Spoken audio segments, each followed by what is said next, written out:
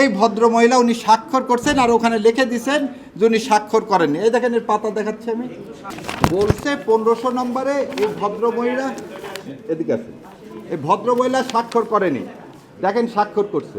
এবং আরও কি অবাক ব্যাপার, এই মামলায় আপনার প্রিজাইডিং অফিসার বলছে সবারটা ঠিক, একজনেরটা ঠিক না। আজকে হিয়ারিং করার সময় বিএনপির প্রার্থী এসে অপোজিশন দেয় তার স্বতন্ত্র বিএনপি প্রার্থী যাতে ইলেকশন করতে না পারে। সেজন্য আপনাদের মাধ্যমে বলতেছি সারা দেশবাসীকে, ভোট হচ্ছে একটা আমানত, এবং এইভাবে বিএনপির স্বতন্ত্র প্রার্থীদেরকে এইভাবে ভোট করতে না দেওয়া, এই কনস্পিরেসি, এই ইলেকশন ইঞ্জিনিয়ারিং চলবে না। এই ইলেকশন ইঞ্জিনিয়ারিং করে আর যাই হোক বিএনপি লাভবান হবে না। ওনার মার্কা কি? জগ, আর নিচে কি নৌকা আছে? উনি জগ মার্কা নিয়ে জয়লাভ করছেন। 2009 সালে উনি ছিলেন ভাইস চেয়ারম্যান বিএনপির পদপ্রার্থী। তাহলে আপনি এই লোকটাকে যে মগ নিয়ে জিতলো নৌকার বিপক্ষে, আমি বলে দিচ্ছি আপনাদেরকে, নওগাঁ সদর পৌরসভায় সনি এবারে নির্বাচন বিএনপির মনোনীত ক্যান্ডিডেট, সেও তো মেয়র নির্বাচন হয়েছে। তাহলে সে আওয়ামী লীগ?